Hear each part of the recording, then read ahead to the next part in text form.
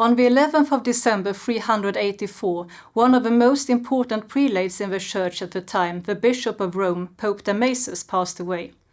The context of his departure, as well as the consequences of it, will be the topic of this presentation, as I will relate the death of this church authority to the bigger question, who has the power to define the legitimate expressions of a religion, with regards to beliefs as well as practices.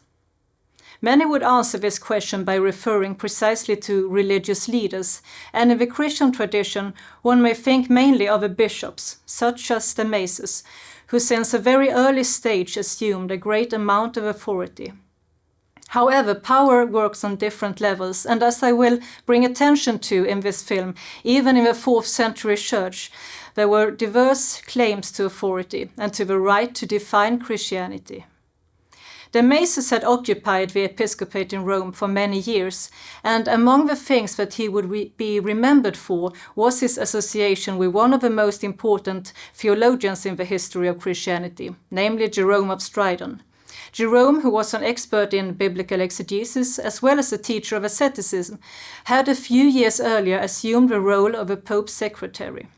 The Pope became a patron of his authorship, and with the support of such an important bishop, Jerome was for a few years free to propagate his controversial theology of asceticism. The ascetic movement within ancient Christianity grew quickly during the 4th century. Not only was it practiced by multiple men and women who went against the conventions of society in order to live a life in renunciation, it was also a topic of many writings by Christian authors, and among these Jerome was one of the most notable. If we return to the question of religious authority within Christianity, one may say that in this period the position of the bishops was challenged by the authority ascribed to the lay ascetics in the church. This concerned also the religious authority of women. While women could not become priests and bishops, many were prominent in the lay ascetic movement, and already when Jerome arrived in Rome in the early 380s, there were communities of aristocratic women who came together in a life of renunciation and biblical studies. Not only the Pope, but also some of these women became important patrons of Jerome during this period by supporting his work financially and promoting the ascetic ideals expressed by him. The alternative lifestyle of the ascetics, as well as the threat that it posed against church authorities, made the ascetic movement a controversial phenomenon. Many Christians viewed it with suspicion and disdain. When Pope Damasus died and was replaced by Siricius, the tide was about to turn for Jerome. The new pope was hostile towards the lay asceticism that was defended by Jerome and in which women had an important place. According to Siricius, celibacy and the spiritual authority that came with it was for the priests alone, that is, for men alone.